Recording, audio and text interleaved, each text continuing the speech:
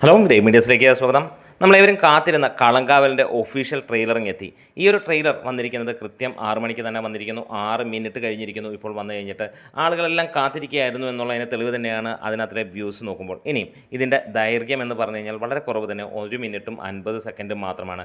ഒരു ട്രെയിലറിനെ കുറിച്ച് ഉള്ള അഭിപ്രായങ്ങൾ ചോദിക്കുകയാണെങ്കിൽ ഒരു സാധാ ട്രെയിലർ അത്ര തന്നെ ഈ സിനിമയിൽ കാണുന്നുള്ളൂ. പക്ഷേ അതിൻ്റെ അവസാന ഘട്ടത്തിലേക്ക് എത്തുമ്പോൾ ഒരു കാര്യം നമുക്ക് ഉറപ്പിക്കാം, തീർച്ചയായും നമുക്ക് പ്രതീക്ഷിക്കാനുള്ള വകുപ്പ് ഉണ്ടാക്കിക്കൊണ്ട് തന്നെയാണ് അതിനകത്ത് നിൽക്കുന്നത്. മമ്മൂട്ടിയെ കാണിക്കുന്നതൊക്കെ വളരെ കുറവാണ്, പക്ഷേ കാണിക്കുന്നിടത്ത് അത് ഞെട്ടിക്കുന്ന ഒരു അല്ലെങ്കിൽ ആളുകളെ ത്രസിപ്പിക്കുന്ന തരത്തിലുള്ള ഒരു സംഭവം തന്നെയാണ്.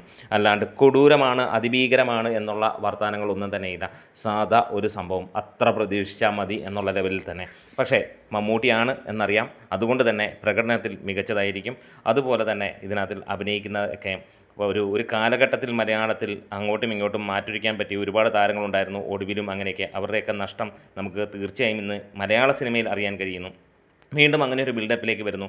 അതുതന്നെയാണ് വിനായകനും അതേപോലെ ബാക്കിയുള്ളവരുമൊക്കെ ചേർന്ന് വരുമ്പോൾ ഒരു മികച്ച അഭിനയം കൊണ്ട് ഗംഭീരമാക്കുന്ന സിനിമ. എന്തായാലും മമ്മൂട്ടി ഞെട്ടിക്കും, ഒപ്പം വിനായകനും ബാക്കിയുള്ളവരും ഞെട്ടിക്കുമെന്നുള്ളതിന് യാതൊരു സംശയവുമില്ല.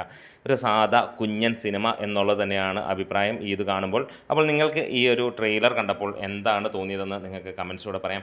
എന്തായാലും കൊളുത്താനുള്ള എല്ലാ വകകളുമുണ്ട്, കാരണം മമ്മൂട്ടിയാണ് എന്നുള്ള ആ ഒരു പേര് തന്നെ.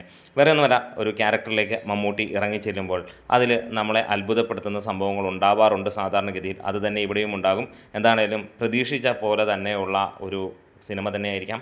ഇനിയും തിയേറ്ററിൽ തുള്ളാനും കാര്യങ്ങൾക്കും ഉള്ള സാധനങ്ങളൊന്നും ഇതിനകത്തിലുണ്ടാവില്ല. ഇത് അഭിനയം കാണാൻ വേണ്ടി മാത്രമുള്ള ഒരു ചിത്രം തന്നെയായിരിക്കും. അത് നല്ല പ്രതീക്ഷയോടെ അങ്ങനെ ആഗ്രഹിക്കുന്ന ആളുകൾക്ക് മാത്രമായിട്ടുള്ള സിനിമ തന്നെയായിരിക്കാം. അല്ലാണ്ട് തട്ടുപൊളിപ്പൻ ഗാനരംഗങ്ങളോ തലകുത്തിമറിയാനുള്ള സംഭവങ്ങളോ ഒന്നുമില്ലാത്ത ഒരു മമ്മൂട്ടി സിനിമ തന്നെയായിരിക്കും എന്നുള്ളത് നമ്മൾ പ്രതീക്ഷിക്കുന്നു. അപ്പോൾ കാത്തിരിക്കാം.